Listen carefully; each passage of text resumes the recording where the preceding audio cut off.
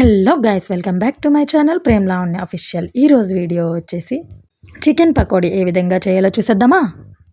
ముందుగా అరకిలో చికెన్ తీసుకొని నీట్గా వాష్ చేసి కొద్దిగా ఉప్పు కొద్దిగా కారం వేసి బాగా మిక్స్ చేసుకోవాలి. తర్వాత కొద్దిగా శనగపిండి, కొద్దిగా కార్న్ పౌడర్, కొద్దిగా పెరుగు, కొద్దిగా గరం మసాలా వేసి బాగా మిక్స్ చేసుకోవాలి. నాకైతే వీడియోలో అల్లం వెల్లుల్లి పేస్ట్ మిస్ అయింది. మీరు మాత్రం అల్లం వెల్లుల్లి పేస్ట్ మిస్ చేయకండి, తప్పనిసరిగా వేయండి, ఓకేనా.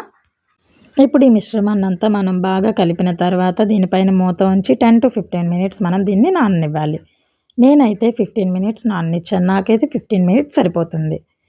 ఇప్పుడు స్టవ్ పైన ప్యాన్ పెట్టుకొని స్టవ్ వెలిగించుకొని ప్యాన్ హీట్ ఎక్కిన తర్వాత తగినంత ఆయిల్ వేసుకోవాలి. ఆయిల్ హీట్ ఎక్కిన తర్వాత ఈ చికెన్ పీసెస్ని మనం ఆయిల్లో వేసుకోవాలి. మంటని మనం హైలో పెట్టకుండా మీడియం ఫ్లేమ్లో పెట్టి చికెన్ని వేగనివ్వాలి. నాకైతే 5 to 10 మినిట్స్లో చికెన్ వేగిపోయింది. చికెన్ అయితే నాకు రెడీ అయిపోయింది. చూసారు కదా, ఒక 2 మినిట్స్ తర్వాత దీనిని మనం ప్లేట్లోకి సర్వ్ చేసుకుందాం.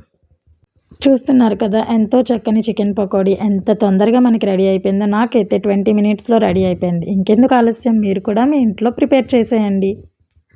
దీని పిల్లలైతే చాలా అంటే చాలా ఎంజాయ్ చేస్తూ తింటారు. మా ఇంట్లో పిల్లలైతే ఎంతో ఇష్టంగా తిన్నారు. ఇంకా మీరు కూడా ఆలస్యం లేకుండా చేసేయండి. చూస్తున్నారు కదా, చాలా అంటే చాలా ఈజీ ప్రాసెస్.